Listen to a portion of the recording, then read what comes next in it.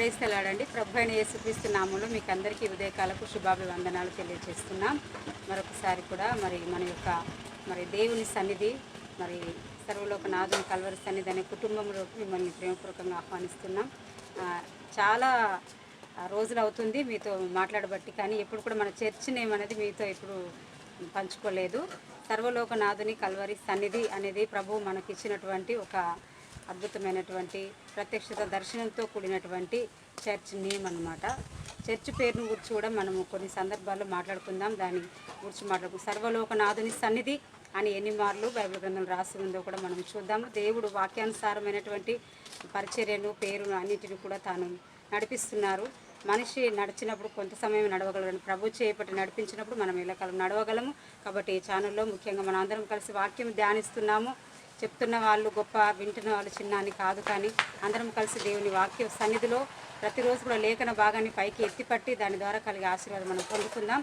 ఈ రోజుకైన లేఖన భాగం మీకా గ్రంథం 7వ అధ్యాయం 15వ వచనములో, ఐగుప్తులో నుండి నీవు వచ్చినప్పుడు జరిగినట్టుగా నేను జనులకు అద్భుతములను కనపరుతును. ఆమెన్, హల్లెలూయా.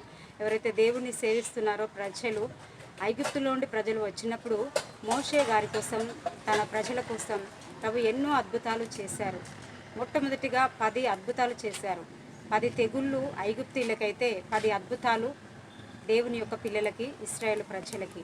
అదేవిధంగా మరలా అరణ్య మార్గంలో సాగుచున్నప్పుడు ఎంతో కష్టపడి ప్రయాసపడిన ఇశ్రాయేల్ ప్రజలకి ఇరుగింటి వారిది, పొరుగింటి వారిది ఐగుప్తుల బంగారము వారి మీద వేసుకొని వారు రావడం, అది కూడా ఒక అద్భుతమే.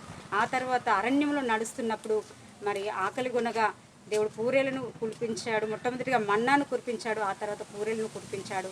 బండను కొట్టగా మోషే గారి ద్వారా అద్భుతమైన చక్కని ఫిల్టర్ వాటర్ వచ్చాయి. అంతేకాదు ఎన్నో అద్భుతాలు, ముఖ్యంగా ఎర్ర సముద్రం 2 పాయలుగా చీరడం మనకందరికీ తెలుసు. ఇలాంటి అద్భుతాలు ప్రారంభ దశలో నువ్వు నమ్ముకున్నప్పుడు దురాత్మలను విడిపించబడ్డావు కావచ్చు, ప్రారంభ దశలో అద్భుతాలు జరిగినాయి కావచ్చు. పోతున్న కొద్దీ నీ విశ్వాసం తగ్గిపోయి, లేకపోతే నువ్వు ప్రార్థన తగ్గిపోయి, నీవు వాక్య సారము లేక నీవు ఆ విధంగా ఉంటున్న సందర్భంలో నీవు అద్భుతాలు చూడలేకపోతున్నావా? మరలా ప్రభు అద్భుతాలు చేయవాడు. మరల ప్రభు మన మీద జాలిపడువాడు, నూతన వాత్సల్యత పుట్టించుకునేవాడు. తిరిగి నీ జీవితంలో అద్భుతములు జరుగును గాక, మన జీవితంలో అద్భుతములు జరుగును గాక. తిరిగి ఐగుప్తు నుండి వచ్చినప్పుడు జరిగిన అద్భుతాలు, మహత్కార్యములు ఎంతో గొప్పవి. అదే కార్యములు అలాంటివే అపోస్తుల ద్వారా కూడా ఎన్నో అద్భుత కార్యాలు జరిగాయి. ఇటువంటి అద్భుతములే మన సంఘ జీవితంలో, మన యొక్క వ్యక్తిగత కుటుంబ జీవితంలో జరుగునుగాక. స్వీకరిస్తున్న వారికి ముఖ్యంగా అద్భుతము కనపరచునుగాక. దేవుడు మహోన్నతుడ, సర్వశక్తి గల ప్రభువా, ఉదయకాల సమయంలో ఎంతమంది బిడ్డలైతే తండ్రి మీకా గ్రంథం 7వ అధ్యాయంలో నువ్వు సెలవిచ్చిన విధముగా ఐగుప్తుల్లో నుండి వచ్చినప్పుడు ప్రజలకు జరిగించిన అద్భుతములు తిరిగి నేను మరలా మీ మధ్యలో జరిగింతును అని దేవుని వాక్యం సెలవిచ్చిన విధముగా దేవుడు ప్రజల కోసం అద్భుతాలు చేయవాడు. తిరిగి వాత్సల్యత పుట్టించుకునే దేవుడు, తిరిగి ప్రేమ పుట్టించుకునే దేవుడు, తిరిగి పాపక్షమాపణ ఇచ్చే దేవుడు.